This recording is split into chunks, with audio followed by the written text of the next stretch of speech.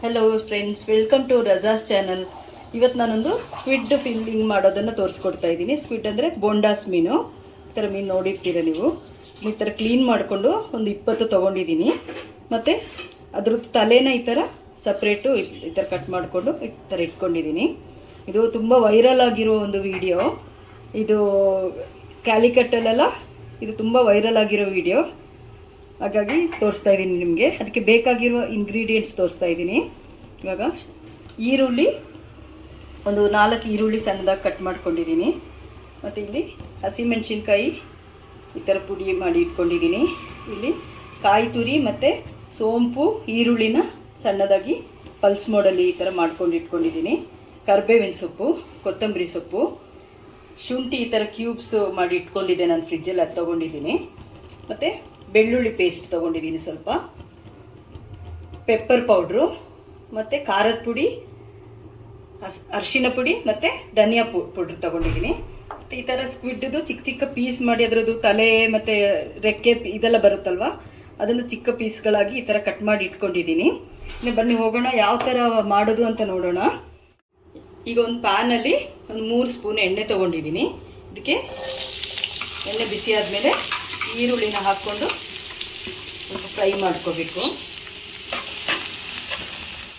ಅದು ಈರುಳ್ಳಿನ ಈ ಥರ ಟ್ರಾನ್ಸ್ಪರೆಂಟ್ ಆಗೋವರೆಗೂ ಸ್ವಲ್ಪ ಈ ಥರ ಫ್ರೈ ಮಾಡ್ಕೊಳ್ಳಿ. ಅದಾದಮೇಲೆ ಇದಕ್ಕೆ ಸ್ವಲ್ಪ ಬೆಳ್ಳುಳ್ಳಿ ಪೇಸ್ಟನ್ನು ಹಾಕ್ಕೊಳ್ತಾ ಇದ್ದೀನಿ. ಮತ್ತು ಹಾಗೆಯೇ ಶುಂಠಿ ಪೇಸ್ಟನ್ನು ಹಾಕ್ಕೊಳ್ತಾ ಇದ್ದೀನಿ. ಇದು ಸ್ವಲ್ಪ ಹಸಿ ಸ್ಮೆಲ್ ಹೋಗೋವರೆಗೂ ಸ್ವಲ್ಪ ಚೆನ್ನಾಗಿ ಫ್ರೈ ಮಾಡ್ಕೊಳ್ಳೋಣ. ಅದಾದಮೇಲೆ ರುಚಿಗೆ ತಕ್ಕಷ್ಟು ಉಪ್ಪು ಹಾಕೊಳ್ತೀವಿ. ನಾನು ಇಲ್ಲಿ 1 ಸ್ಪೂನ್ ಹಾಕ್ಕೊಳ್ತಾ ಇದ್ದೀನಿ. ಮತ್ತು ನೋಡಿಕೊಂಡು ಹಾಕ್ಕೊಳ್ಬೋದು, ಬೇಕಾದರೆ 1 ಸ್ಪೂನ್ ಹಾಕ್ಕೊಂಡಿದ್ದೀನಿ ನಾನಿಲ್ಲಿ. ಮತ್ತು ಇದೊಂದು ಹಸಿ ಸ್ಮೆಲ್ ಹೋಗುವವರೆಗೂ ಸ್ವಲ್ಪ ಚೆನ್ನಾಗಿ ಫ್ರೈ ಮಾಡ್ತಾ ಇದ್ದೀನಿ.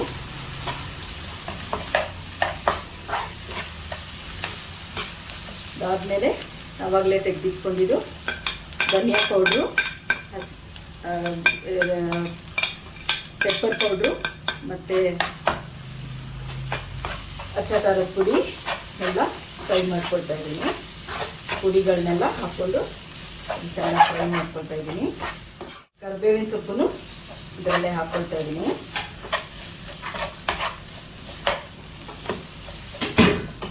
ಮತ್ತು ಹಸಿಮೆಣಸಿನ್ಕಾಯಿ ಈ ಥರ ಪುಡಿ ಇಟ್ಕೊಂಡಿದ್ದೆಲ್ಲ ಅದನ್ನು ಹಾಕ್ಕೊಳ್ತಾ ಇದ್ದೀನಿ. ಎಲ್ಲ ಮಸಾಲೆನ ಚೆನ್ನಾಗಿ ಹಸಿ ವಾಸನೆ ಹೋಗೋವರೆಗೂ ಫ್ರೈ ಮಾಡ್ಕೊಳ್ಳೋಣ. ಕೊತ್ತಂಬರಿ ಸೊಪ್ಪು ಹಾಕ್ಕೊಳ್ತಾ ಇದ್ದೀನಿ.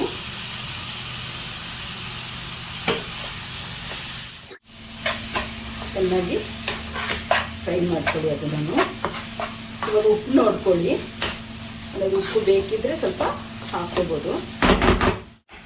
ಸ್ಕ್ವಿಡ್ದು ಚಿಕ್ಕ ಚಿಕ್ಕ ಪೀಸ್ ಮಾಡಿ ಇಟ್ಕೊಂಡಿದ್ದೆ, ನಾನು ತೋರಿಸಿದೆ ಅಲ್ವ ಆವಾಗಲೇ, ಅದನ್ನು ಹಾಕ್ಕೊಳ್ತಾ ಇದ್ದೀನಿ.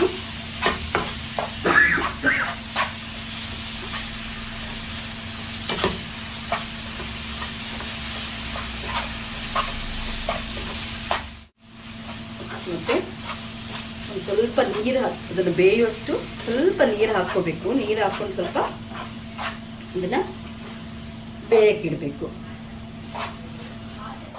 ಇವಾಗ ಈ ಥರ ಇಷ್ಟು ಫ್ರೈ ಮಾಡ್ಕೊಂಡಿದ್ದೀನಿ ಅದನ್ನ ಚೆನ್ನಾಗಿ. ಅದಾದಮೇಲೆ ಕಾಯಿ ತುರಿ ಇದು ಮಾಡ್ಕೊಂಡಿದ್ದೆಲ್ಲ ನಾನು ಆವಾಗಲೇ, ಅದನ್ನು ಹಾಕ್ಕೊಳ್ತಾ ಇದ್ದೀನಿ. ಕಾಯಿ ತುರಿ, ಈರುಳ್ಳಿ ಮತ್ತು ಸೋಂಪು ಮಿಕ್ಸ್ ಮಾಡ್ಕೊಳ್ತಾ ಇದ್ದೀನಿ.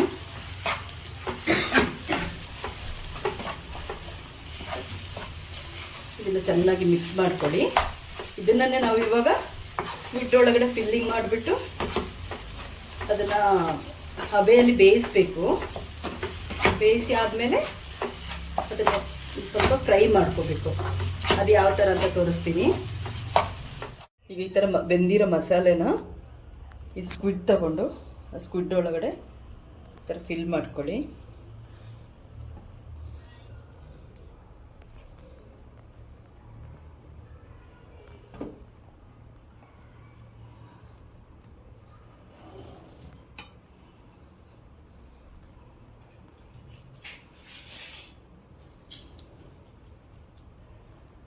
ಮುಕ್ಕಾಲು ಭಾಗ ಫಿಲ್ ಮಾಡಿದರೆ ಸಾಕು, ಫುಲ್ ತುಂಬಿಸೋದು ಬೇಡ.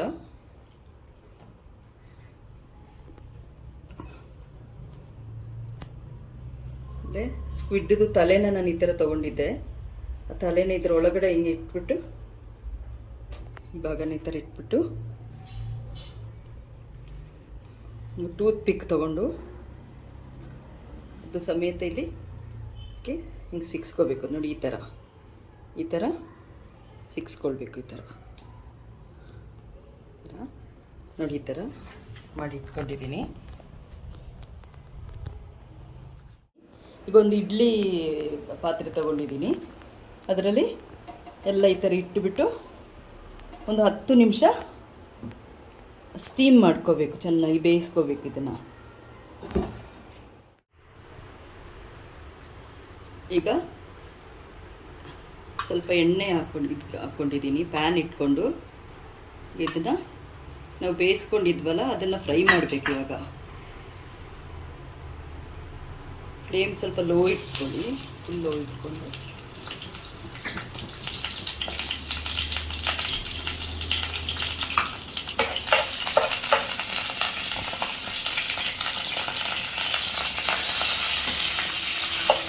ಸ್ವಲ್ಪ ಅರಿಶಿಣ ಪುಡಿ ಮತ್ತು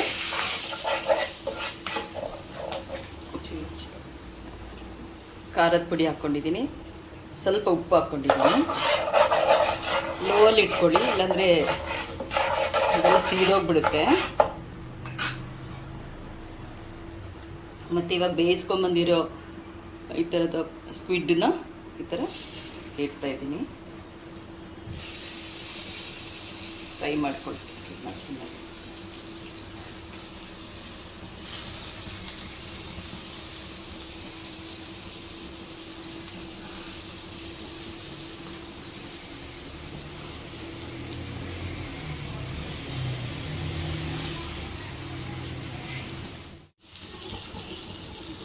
ಒಂದು 5 ನಿಮಿಷ ಈ ಥರ ಸ್ವಲ್ಪ ಆ ಕಡೆ ಈ ಕಡೆ ಮಗ್ಚಿ ಫ್ರೈ ಇದು ಮಾಡ್ಕೊಳ್ಳಿ. ತುಂಬ ಏನು ಫ್ರೈ ಆಗಬೇಕು ಅಂತೇನಿಲ್ಲ. ಸ್ವಲ್ಪ ಒಂಥರ ಈ ಚಿಲ್ಲಿ ಇದೆಲ್ಲ ಮಿಕ್ಸ್ ಆಗಿದ್ರೆ ಸಾಕು. ಈಗ ಆಗಿದೆ ಇದು. ಈಗ ಒಂದು ಪ್ಲೇಟಿಗೆ ಎತ್ತಿಟ್ಕೊಳ್ತಾ ಇದ್ದೀನಿ ಇದನ್ನು. ಈಗ ಇದನ್ನು ನೀವು ಮಾಡಿ ನೋಡಿ, ಈ ಥರ ಟ್ರೈ ಮಾಡಿ ಟೇಸ್ಟ್ ಹೇಗಿದೆ ಅಂತ ಹೇಳಿ ಕಮೆಂಟ್ ಮಾಡಿ. ನನ್ನ ಚಾನಲ್ನ ಸಬ್ಸ್ಕ್ರೈಬ್ ಮಾಡಿ, ಲೈಕ್ ಮಾಡಿ, ಮತ್ತು ಹೇಗಿದೆ ಅಂತ ಹೇಳಿ. Thank you.